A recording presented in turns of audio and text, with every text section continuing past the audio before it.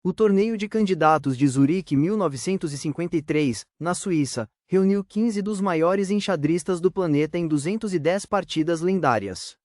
Grandes mestres como Vassily Smyslov, Paul Keres, Tigran Petrosian e Max Euwe travaram batalhas históricas no tabuleiro. No final, Smyslov venceu a competição e conquistou a vaga para desafiar o campeão mundial, Mikhail Botvinnik. Se você ama xadrez e quer reviver grandes momentos da história do esporte, deixe o seu like, inscreva-se no canal e comente o que achou.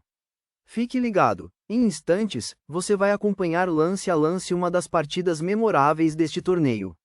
A exibição será sem comentários, para que você possa se concentrar totalmente na genialidade de cada jogada ao som de uma trilha relaxante. Aproveite!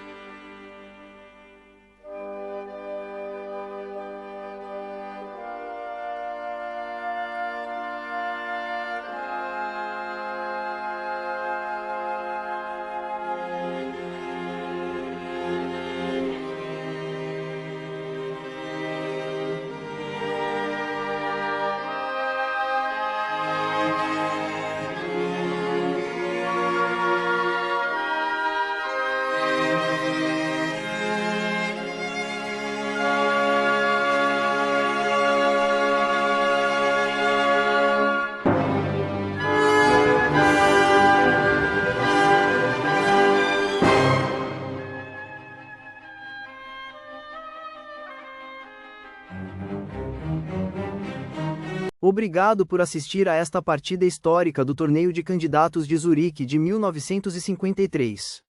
Se gostou do vídeo, deixe seu like, inscreva-se no canal Xadrez Play e compartilhe sua opinião nos comentários.